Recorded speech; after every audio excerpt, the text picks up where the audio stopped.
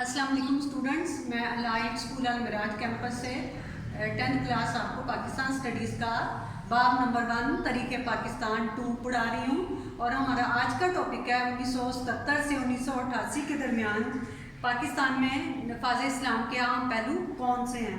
آپ کو پتہ ہے پاکستان ایک اسلامی ریاست ہے، اور اسلامی ریاست ہونے کی وجہ سے پاکستان کے جو بھی قوانین اور ضوابط بنیں گے وہ اسلامی اصولوں کے مطابق ہوں گے، لیکن پھر بھی جنرل ضیاء الحق نے جنرل ضیاء الحق کا جو دور ہے دور حکومت 11 سال تک تھا، اور جنرل ضیاء الحق نے اب نفاذ اسلام کے لیے بہت زیادہ کوششیں کی۔ ہماری تینوں جو آئین ہیں 1956 کا آئین، 1962 کا آئین اور 1973 کا آئین، اس میں بھی اسلامی قوانین پر زور دیا گیا۔ اب ہم شروع کرتے ہیں۔ پہلا ہمارا پوائنٹ ہے کہ انہوں نے کون سی ایسی کوششیں کی۔ اس میں سب سے پہلے جو ان کی کوشش تھی وہ تھی شرعی عدالتوں کا قیام۔ 10 فروری 1979 کو ایک آرڈیننس کے تحت، یعنی ایک قانون کے تحت، تمام ہائی کورٹس میں شریعت بینچ قائم کر دیے گئے۔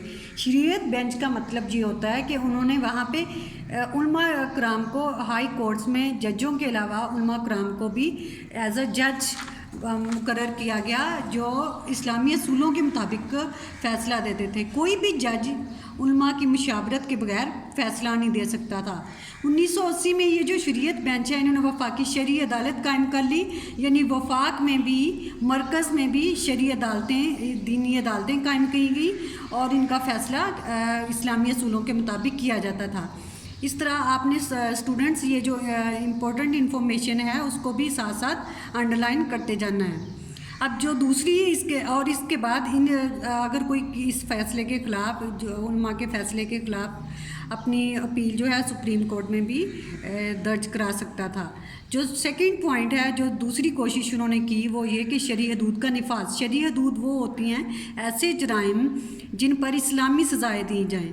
تو 1979 میں حکومت نے شرعی حدود کا آرڈیننس نافذ کیا۔ آپ نے اس کو انڈر لائن بھی کرنا ہے، کیونکہ یہ بہت امپورٹنٹ انفارمیشن ہے، جس کے مطابق جو چوری، شراب نوشی، زنا اور دوسرے جرائم ہیں ان کی شرعی سزائیں دینے کے احکامات جاری کیے گئے۔ یعنی شرعی سزاؤں سے مراد یہ ایسے سزائیں جو قرآن و سنت کے مطابق دی جائیں، جیسے کہ چوری کا ہاتھ کاٹنا، شراب نوشی اور زنا، اس پہ کوڑے کی سزا ہوتی ہے۔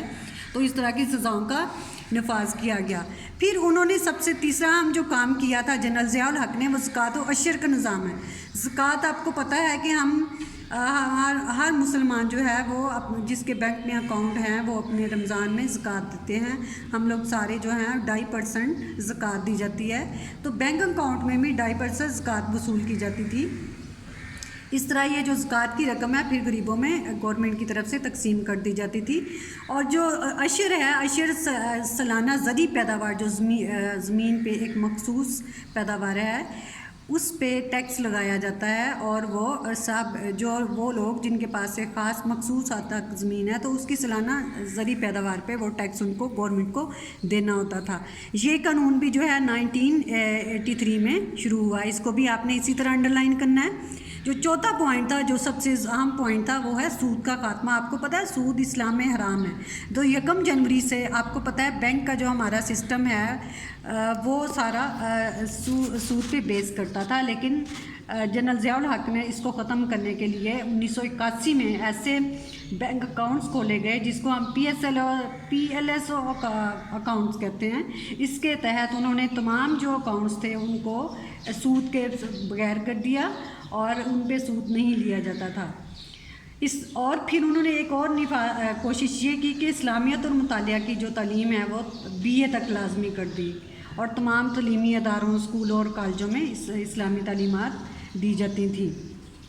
اس کو بھی آپ نے اسی طرح انڈر لائن کر لینا ہے۔ اگلا ہمارا ہے نماز کا اہتمام۔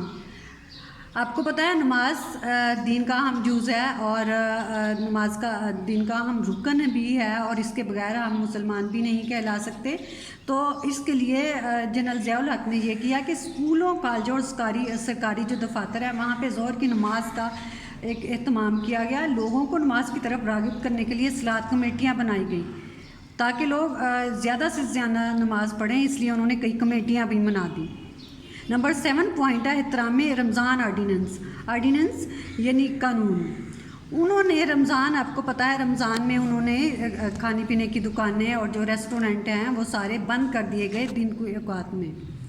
और अगर कोई खोलता है और इसकी इस कानून की खिलाफ वर्जी करता है तो उसको 500 रुपये जुर्माने की सज़ा भी की जा सकती है। Underline this line also, this is also important for you.